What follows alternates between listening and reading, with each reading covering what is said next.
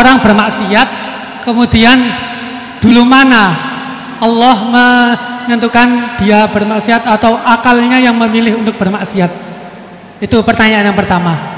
Bismillahirrahmanirrahim. Assalamualaikum warahmatullahi wabarakatuh.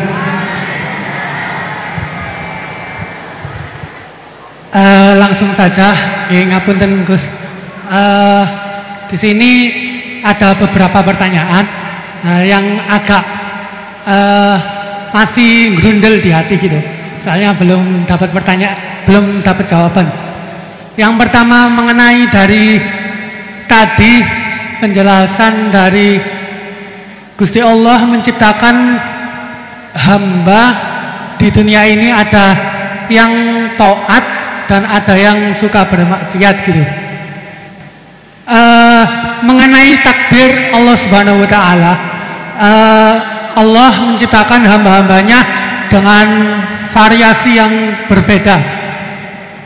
Kemudian manusia diciptakan dengan dibekali dengan akal untuk membedakan dari setan dan juga malaikat. Kemudian pertanyaan saya, dulu mana Gus antara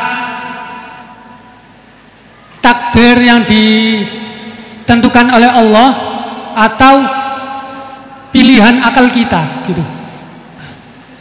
Begitu intinya. Soalnya kan bukan kalau orang bermaksiat kemudian dulu mana Allah menentukan dia bermaksiat atau akalnya yang memilih untuk bermaksiat. Itu pertanyaan yang pertama. Untuk pertanyaan yang kedua, ngapunten. Untuk pertanyaan yang kedua, intinya kan tadi istihad daripada ulama itu menentukan hukum yang berbeda-beda. Terus kemudian kita sebagai yang hanya tabik saja mengikut, itu bolehkah? Kan dari kata guru saya, kalau hukum fikih itu yang ringan-ringan disebarkan nggak apa-apa. Tapi yang berat-berat dipakai sendiri gitu. Tapi biasanya kan kita kebalikan. Yang ringan-ringan soalnya kita tahu ilmunya, kita yang pakai. Terus kalau ada orang yang tanya, biasanya kita yang kasih jawaban yang berat-berat daripada hukum fikih. Jadi yang saya tanyakan, kalau berpindah hukum dari awalnya ikut imam ini terus kemudian ikut imam ini, itu bagaimana batasan-batasannya gitu. Syukron. Baik, terima kasih. Ini pertanyaan yang ringkas disampaikan cukup panjang. Niki langsung dipun jawab nopon. Oke, monggo Yai. Ini tadi hoax itu, saya waktunya tinggal 10 menit, enak saja. Tidak, saya nanti langsung itu, mungkin langsung ke Jogja, kan jadwalnya itu saya memang ke Jogja. Baru ini saya ke Jogja naik pesawat gara-gara hormat ke Mas Bukin. Sepanjang hidup saya nggak pernah ke Jogja naik pesawat, baru ini nanti rencananya naik. Karena tak hitung kalau pakai kereta atau bis nggak menangi ngaji di Jogja. Saya jadwalnya ngaji di Jogja nanti jam 4:30. Begini, itu pertanyaannya betul tadi, itu ngawur betul itu. Karena begini ya, masalah qadha qadar itu kan sudah dibicarakan semua ulama di kitab-kitab.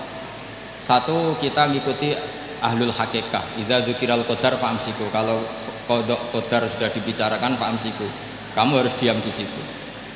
Karena pertanyaannya gini, kalau kamu orang soleh, dan semoga Anda pelatihan jadi orang soleh, itu melihat Allah sudah menentukan semua, itu keren. Saya bangga punya Tuhan yang sudah tahu nasib saya kayak apa nanti. Saya betapa malunya punya Tuhan yang tak takoi, Gusti sebenarnya nasibnya bahagia, mbah ora roh tapi kira sik.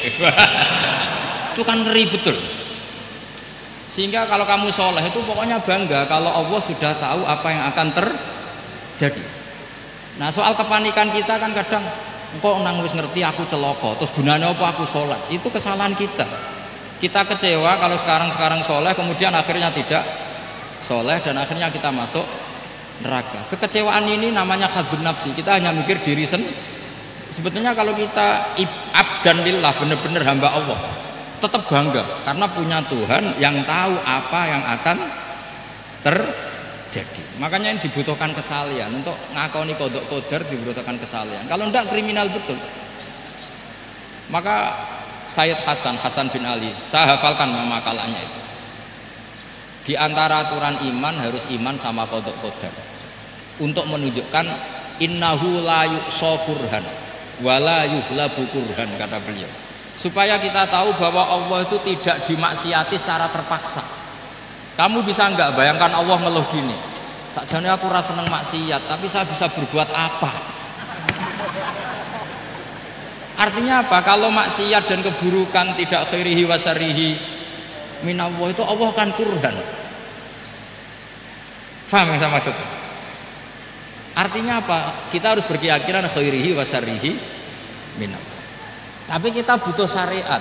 Lalu setiap orang nakal berkelit kersane Allah juga masalah. Maka diteruskan makalah beliau, waman hammala dzambahu rabbahu faqad fajar. Dan siapa yang menimpakan dosanya atas nama Tuhannya, maka faqad fajar, dia lacut betul. Sing zina kuwe Allah kan gak melok zina, sing maling kuwe ora melok maling, sing beto bak-bak kuwe ora tau beto. Terus kowe muni kabeh krana Allah, itu kriminal betul. Jadi makanya orang soleh itu harus hafalannya banyak supaya niru-niru orang soleh itu. Ini kan enggak ingin soleh tapi pakai akalnya sendiri. Itu bahaya dalam agama, karena agama itu harus ada riwayat. Makanya beliau menyebut 2 kali, siapa yang tidak meyakini khairihi wa syarrihi minallah, maka dia faqad kafar. Karena seakan-akan di dunia ini waqa'a fi mulkihi ma la yuriduhu. Kalau kamu bilang syar tidak minallah, berarti waqa'a fi mulkihi ma la yuriduhu, di kerajaannya terjadi sesuatu di luar kehendak. Tapi waman hammala dzambahu rabbahu faqad fajar, orang yang menimpakan dosanya ditimpakan karena Allah, maka faqad fajar, dia lacut betul. Allah ndak ikut maling, ndak ikut zina, ndak ikut korupsi kok. Oh, ini kehendakmu ya. Nah, kalau kamu bisa paham itu, ya sudah jadi orang soleh saja. Kalau ndak, ya pilih wa amsiku tadi apa? Sudah, tidak usah dibahas. Jadi saya mohon semua yang dengar ngaji saya ini, yang enggak tobat supaya tobat, yang sudah tobat ditambahi ilmu, karena biasanya tobat itu ya karena tidak ngerti apa-apa, semua mikir. Itu makalnya Sayyid Hasan bin Ali, cucunya Rasulullah SAW, dan itu diamini oleh semua ulama. Saya pernah ditanya seorang rektor, enggak terima dosen, enggak terima mahasiswa, rektor tanya, Gus, yang benar itu Jabariyah apa Qadariyah? Jawaban saya lucu, sementing soleh dulu, kalau setelah soleh kamu enggak apa-apa Jabariyah atau Qadariyah. Karena setelah kita soleh, perasaan kita gini, qaddaronillah ala sholat, saya bisa berbuat apa di depan kehendak Allah. Sehingga perasaannya orang soleh ketika mengatakan al-abdu majbur adalah mengatakan la haula wala quwata, asal soleh loh ya, asal soleh. Tapi kalau orang itu tidak soleh, dijawab apa saja ya berengkel loh. Umpamanya natine ra tau tenang ma Allah. Qadariyah juga sama, ini penting.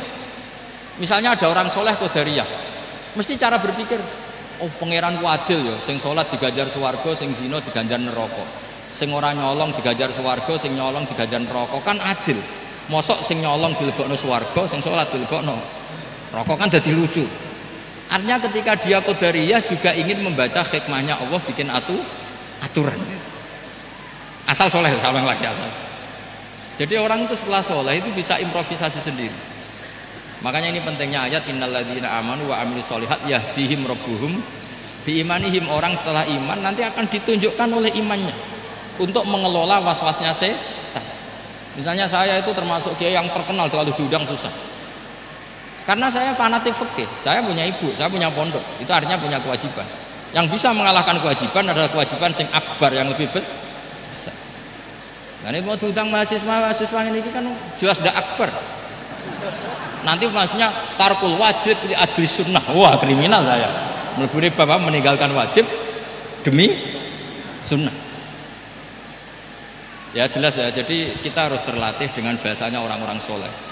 Kalau tidak masalah besar, masalah qada qadar zaman sahabat itu sudah terjadi perdebatan. Terus ada yang cerita, ada riwayat idza dzukira ashabi fa amsiku wa idza dzukiral qadar fa amsiku. Kedua masalah ijtihad fikih itu nggak apa-apa, memang dari awal furu'iyah kan, dari awal furu'iyah. Kalau nuruti ijtihad gini, kalau ada mahasiswa tanya sebaiknya dijawab apa enggak? Mungkin sebagian narasumber sebaiknya dijawab biar marem. Terus sebagian narasumber sebaiknya nggak usah dijawab. Wong mahasiswa ben pinter kok apa-apa takok, gak mandiri.